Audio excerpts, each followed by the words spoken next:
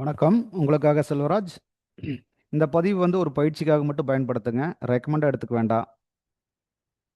பயிற்சிக்கு மட்டும் பயன்படுத்துங்க. வாங்க சேனலுக்குள்ள போலாம். இது வந்து பார்த்தீங்கன்னா, நம்மளுடைய யூடியூப் சேனலுங்க. இப்போ இதில வந்து பார்த்தீங்கன்னா, மார்னிங் டெய்லியுமே நிஃப்டியோட அப்டேட்ஸ் குடுத்துட்டுருக்கேன். இதில அப்படியே ஜாயின்ட் ஆயிட்டீங்கன்னா, ஜாயின்ட் ஆயிக்கங்க. அப்டேட்ஸ் குடுத்துட்டுருக்கேன். இது வந்து ட்ரேடருக்கும் யூஸ் ஆகும். படிக்கிறவங்களுக்கு, புதுசா எஜுகேஷன் படிச்சுட்டு இருக்கிறவங்களுக்கும் இது யூஸ் ஆகும். பயன்படுத்துங்க. அடுத்து ஃப்ரெஷர்ஸா இருந்தீங்கன்னா, ஒண்ணு செய்யுங்க. பாருங்க, இந்த புதியவர்களுக்காகன்னு ஒண்ணு இருக்குது பார்த்தீங்களா? இந்த வீடியோல பாருங்க.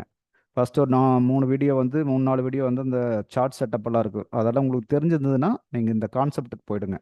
இந்த கான்செப்ட்ட முழுமையா பாருங்க. இன்னும் அந்த கோர் கோர் கான்செப்ட் நம்மளோட. இந்த கான்செப்ட்ட வச்சு தான் நம்ம ஃபுல்லாவே எல்லா வீடியோ போட்டிருக்கோம். எல்லாமே பயிற்சிக்காக. இது எல்லாமே இதைய பார்த்துட்டு நீங்க இதுல பார்த்தீங்கன்னா, இப்போ அப்டேட் பண்ணிட்டு இருக்க டெய்லி குடுக்குற வீடியோ பார்த்தீங்கன்னா, ரொம்ப யூஸ்ஃபுல்லா இருக்கும். செக் பண்ணி பாருங்க. இது இருந்தா போதுமானது, ட்ரேட் ஈஸியா பண்ண முடியும். ஸ்கிப் பண்ணாம பாருங்க. அப்பதான் வந்து உங்களுக்கு முழுமையா புரியும். அது என்ன சொல்லிட்டு இருக்கா அப்படிங்கிறத புரிஞ்சுக்க முடியும். சப்ஸ்கிரைப் பண்ணாம இருந்தா சப்ஸ்கிரைப் பண்ணிக்கங்க. லைக் பண்ணுங்க. கமெண்ட் பண்ணுங்க. டவுட்ஸ் இருந்தா கமெண்ட்ல போடுங்க. நான் அதுக்கு ரிப்ளை குடுக்குறேன். வாங்க வீடியோக்குள்ள போகலாம்.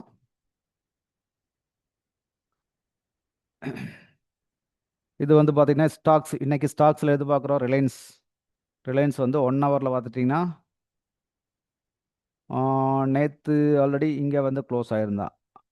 ஆல்ரெடி நேத்து நல்லா அடிச்சு கொண்டு வந்து ஒரு சப்போர்ட், முன்னாடி இருந்த ஒரு சப்போர்ட், நேத்து இதை பார்த்துட்டு இருந்த சப்போர்ட்ட, அந்த சப்போர்ட்ல வந்து நிறுத்தியிருக்க மார்க்கெட்டு. க்ளோஸ் வந்து கொஞ்சம் மேலே போய் முடிச்சிருக்கு. இன்னைக்கு என்ன பண்ணிக்கிறான்? இங்கே ஓப்பன் ஆகி மேலே வரைக்கும் போயிட்டு, ரெசிஸ்டன்ஸ் வரைக்கும் போயிட்டு மறுபடியும் கீழே வந்திருக்கா. ரெசிஸ்டன்ஸுங்கிறது எதுவா வச்சிருக்கோம் நம்ம? கொஞ்சம் சுருக்கி பார்ப்போம். ம். சப்போர்ட்டுங்கிறது எது வச்சிருக்கோம், ரெசிஸ்டன்ஸுங்கிறது எது வச்சிருக்கோன்னு பார்த்துக்கங்க. அப்ப உங்களுக்கு ஒரு ஐடியா கிடைக்கும். ஆல்ரெடி நம்ம இங்கே போட்டிருக்கிற சப்போர்ட் வந்து இதோ இங்கெல்லாம் ரிஜெக்ட் ஆன ஏரியா. அந்த ஏரியா பிளான் பண்ணி இது சப்போர்ட் எடுத்த ஏரியா. இது வந்து சப்போர்ட்டாக நம்ம வரைஞ்சிருக்கோம். ரெசிஸ்டன்ஸ்னு வந்து பார்த்தீங்கன்னா பாருங்க, இங்கே மல்டி கனெக்ட் ஆயிருக்கு. இந்த கனெக்டை தான் நம்ம ரெசிஸ்டன்ஸாக வச்சுருக்கோம். இப்போ மார்க்கெட் என்ன பண்ணிக்கு, இது ஆல்ரெடி முன்னாடியே நேற்றே போட்டது தான். என்ன பண்ணியிருக்கான்? மார்க்கெட் வந்து இன்னைக்கு ஓப்பன் ஆகி அங்கே போய் ரெசிஸ்டன்ஸ் தொட்டுட்டு மறுபடியும் கீழே அதே சப்போர்ட்டுக்கு வந்து க்ளோஸ் ஆயிருக்கான். இதுதான் நடந்திருக்கு. இதில் 5 மினிட்ஸில் பார்த்தா என்ன ஆப்பர்ச்சுனிட்டி கொடுத்தான்னு நம்ம தெரிஞ்சுக்க முடியும். 5 மினிட்ஸ் பார்ப்போம்லே. 5 மினிட்ஸ் பாருங்க. ஆ 5 மினிட்ஸ் பாருங்க. இங்கே ஓப்பன் ஆகி டக்குன்னு மேலே போய் கொஞ்சம் கீழே வந்து மறுபடியும் மேலே போயிட்டு ரெசிஸ்டன்ஸ் இங்கே பிரேக் பண்ண முடியல. இப்போ எது வரைக்கும் போனால் பை ட்ரெண்டுக்கு வருவான்? இது பிரேக் பண்ணணும். அப்போ தான் பை ட்ரெண்டுக்கு வருவான்.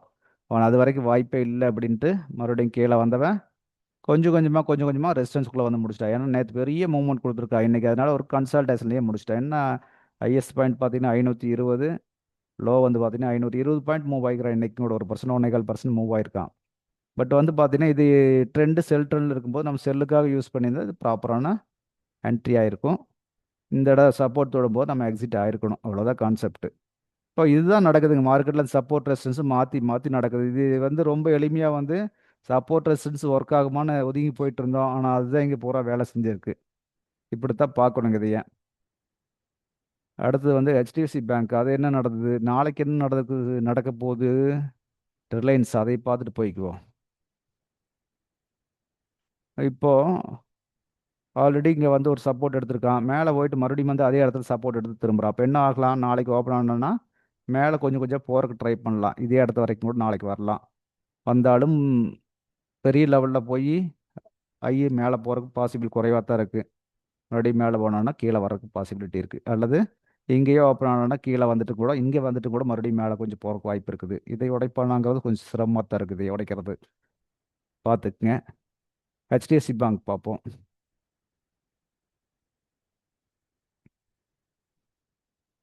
அது பாருங்க, நேற்று ஓப்பன் ஆனதுலேருந்து நேற்று இங்கே க்ளோஸ் ஆனால் இன்னைக்கு அதுக்கும் கீழே போய் க்ளோஸ் ஆயிருக்கான். அப்போ இது ஏதாச்சும் ஆப்பர்ச்சுனிட்டி கொடுத்துருப்பானா? கண்டிப்பாக கொடுத்துருக்க மாட்டான். நம்ம இதுக்கு லெவல் எங்கே போய் தொலாவி பிடிக்கிறது? முன்னாடி சப்போர்ட்டு இதுதான் சப்போர்ட்டாக வச்சுருக்கோம். இது எங்கே போய் தொலாவி பிடிக்கிறது? ரொம்ப தூரத்துக்கு போகணும். இவ்வளோ தூரம் போய் எப்படி அக்யூரேட் எடுப்பீங்க? அப்போது டைம் ஃப்ரேமை கொஞ்சம் பெருசு பண்ணிக்கங்க. 4 ஹவர்ஸில் வச்சு பார்த்துக்குங்க. இப்போ பார்த்தீங்கன்னா இப்படி தான் இந்த லைனை போட்டுக்கணும். அதாவது மார்க்கெட் ஓப்பன் ஆனது அது எந்த இடத்துல ஓப்பன் ஆகுதுன்னு பார்த்துக்கோ. 1 ஹவரில் முன்னாடி போட்டிருந்தாலும் கூட இங்கே போட்டு வச்சுருந்துருப்போம். கரெக்டுங்களா? இந்த இடத்துல போட்டு வச்சுருந்தா அவன் ஆல்ரெடி அதையே அது கீழே தான் ஓப்பன் ஆயிருக்கான். ஓப்பன் ஆனவன் அப்படியே கீழே வந்திருக்கான். அப்போ கீழே எது வரைக்கும் போவோம் அப்படின்னு பார்த்தீங்கன்னா இந்த லெவல் ஒன்று போடலாம். அடுத்து இது விட்டாச்சுன்னா இந்த லெவல் தான், இந்த லெவல் தான் போடணும். இருங்க அதையும் கூட போட்டு பார்த்துக்குவோம். இந்த லெவலுக்கு போட்டோன்னா இப்படி போட்டிருப்பீங்க. இப்படி போட்டிருந்தீங்கன்னா மேலே இருக்கிறது கூட தூக்கிடலாம் சப்போர்ட்டை. இப்படி தான் போட்டு வச்சுருப்போம். இந்த இடம் கரெக்ட். கனெக்டிங் பர்ஃபெக்டாக ஆகணும். இங்கே பாருங்கள், அது வந்து முன்னாடியும் கனெக்ட் ஆகுது. நம்ம இப்படி தான் போடணும். சப்போர்ட் இப்படி போட்டோம்னா ஆட்டோமேட்டிக் இன்றைக்கி அங்கே தான் வந்து டச் பண்ணியிருக்கான். அது எங்கே 5 மினிட்ஸில் சான்ஸ் கொடுத்துருக்கானா ரொம்ப குறைவுதா, ஒன்றுமே இல்லை. ஃபஸ்ட்டு 5 மினிட்ஸ்லேயே கீழே வந்துட்டான். கீழே வந்தவன் டே பூரா அந்த அதுக்குள்ளேயே சுற்றிட்டு போயிருக்கான்.